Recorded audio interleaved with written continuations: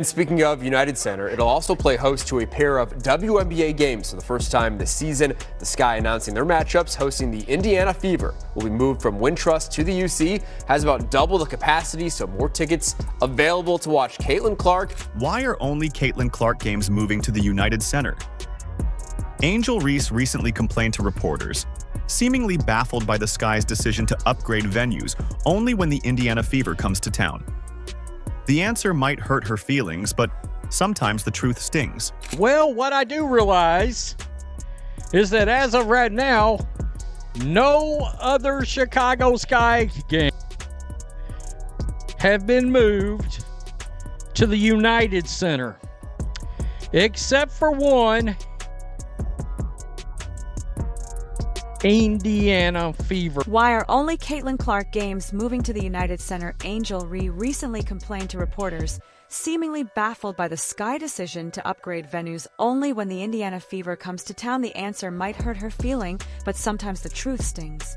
So it looks like the Chicago Sky have finally done what we've been asking for, which was to schedule the games against the Fever at the United Center. And also, in case you weren't already aware, the United Center is the biggest basketball arena in the country. Both home games against the Fever have been scheduled at the United Center. When a phenom enters the league and immediately causes teams to change venues because 10,000 seats aren't enough, that's not just star power, that's economic reality. The Indiana Fever set an all-time home attendance record of nearly 341,000 fans last season at Gainbridge Fieldhouse. Angel Chicago Sky, not even close, yet somehow she's convinced herself they're equally responsible for growing the game. We've got all the screenshot sales numbers and receipts surrounding this embarrassing arena situation that has Angel. When Caitlin coming to town, man, all these teams are going to cash in on that. It's just the nature of the business at this point. One fan saying, let's go Fever, taking over the United Center. I can't wait. The Angel Reese effect, no. They know better than to leave free money on the table when the face card comes to town. Yeah, man, because we remember last time Caitlin Clark was there, bro, the arena. Did you notice how quickly the Chicago Sky announced they're moving only the Indiana Fever games to the United Center? Let's talk about what that really means. The Chicago Sky just dropped a major announcement that has the WNBA world buzzing. They're relocating two specific games in the 2025 season to the legendary United Center. And guess which two games? Those are, you got it, both matchups against Caitlin Clark and the Indiana Fever. This isn't just some random venue swap, it's a statement that speaks volumes.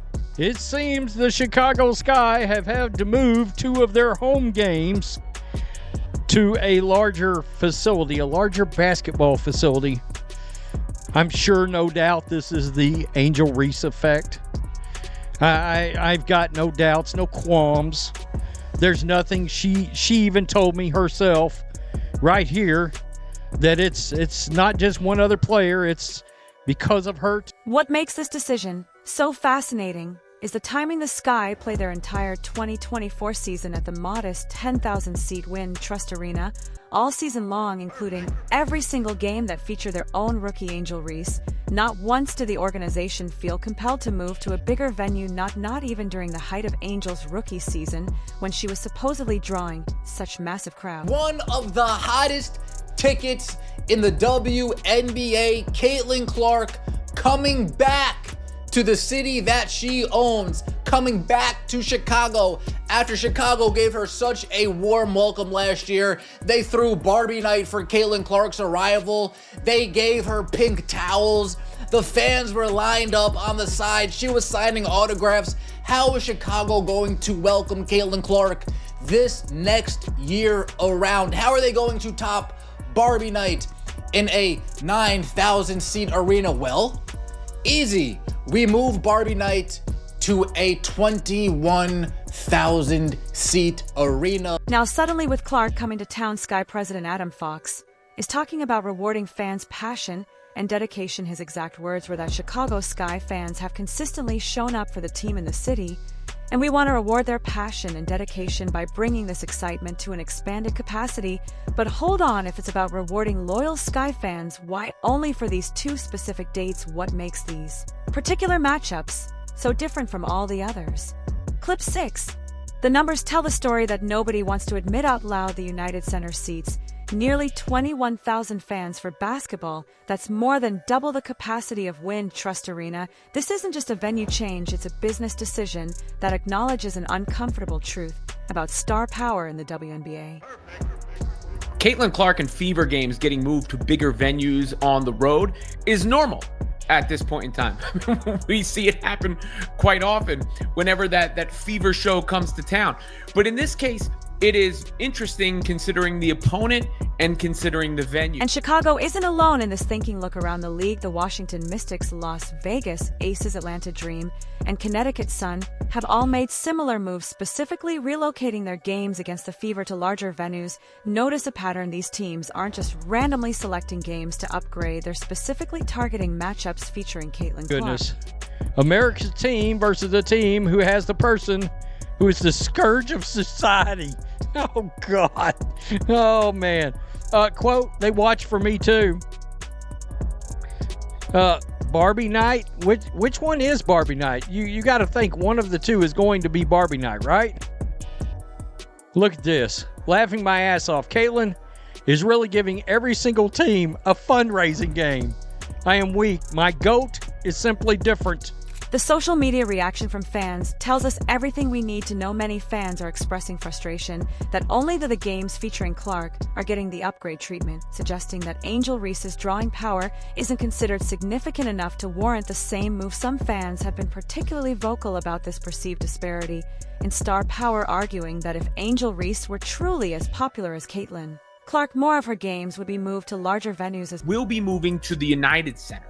So that's significant in the sense of it will be the first games ever played by WNBA teams in the United Center. The games on Saturday, June 7th and Sunday, July 27th. One had a date change, but they will be moving to the largest capacity arena in the NBA. You know, more than double, I believe, what the Sky's typical home arena is able to hold. And of course, I mean, this is a duh for so many reasons. What's particularly awkward about this situation is how directly it contradicts the narrative Angel Reese has been pushing throughout last season. She repeatedly positioned herself as an equal draw to Clark, claiming that people were watching women's basketball because of her too, but actions speak louder than words. And the Sky decision to move only the Clark games to the United Center sends a clear message about who's actually filling seats. People say this is because of Angel Reese. They can't say this because of Angel Reese, because for the simple fact, a lot of their games would have moved to bigger arenas if that was the case. They can't not say this. I know people want it, and I know people be mad about this, bro. Y'all shouldn't be mad about this, bro. This is just the reality of the situation. You're not a hater. You're not none of that if you say Angel's not as big as Caitlin, because she's not, guys. That's the reality of it all, bro. Clip 10. The question hanging in the air isn't just why they're moving these games, it's why they're only moving these games when one of their own stars claims to be such a massive draw. If Angel TR brought the same audience, wouldn't every Sky home game deserve the United Center treatment? Folks, last year, the Indiana Fever were in Chicago, and a lot of us were asking, why aren't they putting this in the big arena? Are they really that stubborn that they're ready to just turn away dollars just for a narrative? Seems as if they got their end of their year report, looked at the bottom line and said, you know what? Slam shut.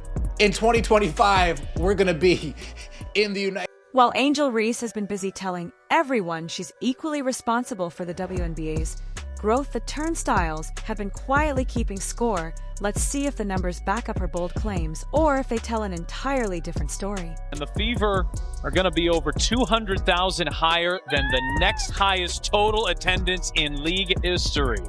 Clarkonomics, my friend! If Angel truly brought equivalent star power to the table, wouldn't the Sky be scrambling to move all their home games to the United Center? Wouldn't every matchup featuring Reese be a guaranteed sellout? Logic suggests that would be the case if her claims matched reality. Guys, I'm telling you, when Caitlin Clark comes to town, put it in the big arena, because she is box office, and it is going to be big money. Big, not even just the ticket sales, merchandise sales, concession stands, parking. Dude, they are racking in money from every area when Caitlin Clark comes to town. So, of course, the Chicago Sky, oh, fine. I guess I'll milk that well until it... Looking at last season's figures paints a crystal clear picture. The Indiana Fever shattered the WNBA's single-season home attendance record, bringing in nearly more than 341,000 fans throughout 2024. That's a staggering 36% higher than the previous record that had stood since the New York Liberty set it all the way back in 2001. This wasn't just incremental growth. It was a seismic shift in how many people were willing to pay to watch women's basketball. A very thin line between hate and facts. And what I believe to be the case is that there was incremental growth in the WNBA comparatively to the exponential growth we are seeing now. What I'm about to tell y'all I haven't heard before, so I doubt you have either. Before the 2023 season, the WNBA had grown by 40% viewership from 2022 to 2023. But with Caitlin Clark's arrival, it's grown by 400% viewership. What that means... But the real eye-opener comes when you look at the biggest crowds the Fever managed to break through the 20,000 attendance barrier 3 separate times during their 2024 campaign The Sky, with Angel Reese proudly on their roster. Not even once. In fact, Chicago's current attendance record wasn't even set during Angel's rookie season. It dates back to 2016, when more than 16,000 fans watched them lose to the LA Sparks. That was when Angel was still in high school years, before she'd even stepped foot on a college court. Let me tell you about Caitlin Clark. Yeah. Caitlin Clark has brought so many eyes to women's basketball that it's amazing. A dude named Acho, I forgot his first name, is something Acho. Emmanuel Acho. Yeah.